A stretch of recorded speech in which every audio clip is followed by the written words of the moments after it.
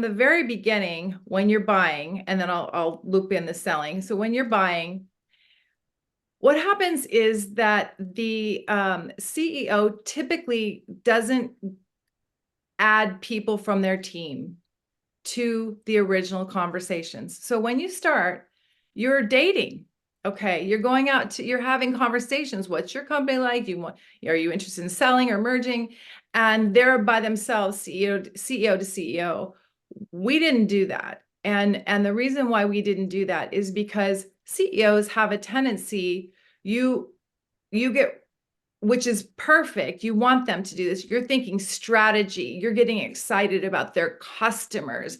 You're getting excited about their synergies. You're like, woo, out in the future, in the vision. Oh, this is amazing. And what happens is, and they don't believe they do this, but they all have a degree of color on their lenses because they're rose-colored glasses. So all of them get it, okay, because you're getting excited. And so what happens is when I come on board, I don't have rose-colored glasses. And so what I'm doing is I'm thinking about mitigating risk. And so when you look at why businesses don't succeed when you acquire them, so the stats are something like this, Fong. 50 to 80% of business acquisitions fail to meet the buying CEO's expectations, fail. And so it's like, okay, why? Why is that, right? So it's three things. It's culture clashes, it's integration planning, poor integration planning, and it's overestimating synergies.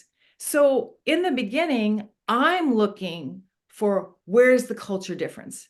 You can see that when you talk to people, you can hear how they speak when we go to their own offices. That's important to see what's happening there. We look at culture. We look at what is the selling CEO not saying, because there's always a story there. What are they saying? What are they not saying? And so, and then what do they want to do when they grow up? So I was always one of those buyers that was a lights on buyer, which means I want to hire you, Fong. I want you to come in my company. I want to hug and kiss, and I want to work together forever. That's how ours went. And so it's really important for me to match what you want to do. And a lot of sellers aren't upfront about what they want. They're like, oh, well, I could do this or this. It's like, no, what do you want? And so from those first conversations, we start looking at integration planning. We're looking at culture. And then, of course, I'm the finance person, so I'm looking at synergies, and really, are there any? Are we being too aggressive at that? And so we're starting from that standpoint. And then I'm quarterbacking the whole entire time. So I'm doing the LOI, I'm quarterbacking the actual agreements, at the integration plan. Most people start at the end, Fong. So like as soon, because most acquisitions don't go through. They don't, you don't get married. And so they're like, we don't want to waste the time to integration plan when we're not going to buy the company. And so we did it the opposite. We're always thinking about what does that integration plan look like? So we're putting that time and effort in.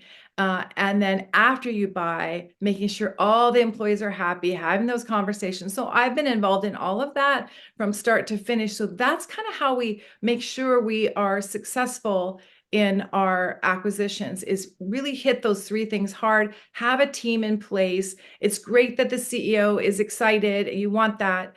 And then the other big, huge thing that happens all the time is you're so in love, you won't walk away at the altar. Mhm.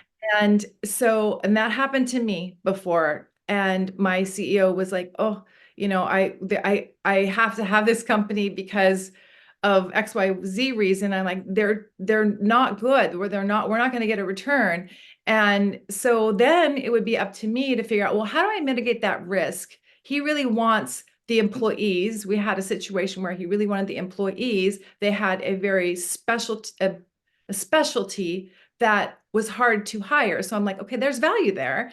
And then he wanted the customers. And I'm like, okay, well, there's some backlog there. We can buy those two things, not buy the company, and actually succeed. But I'll tell you, Fong, even though we did do that, I think it was one of our poorer. It wasn't a real acquisition.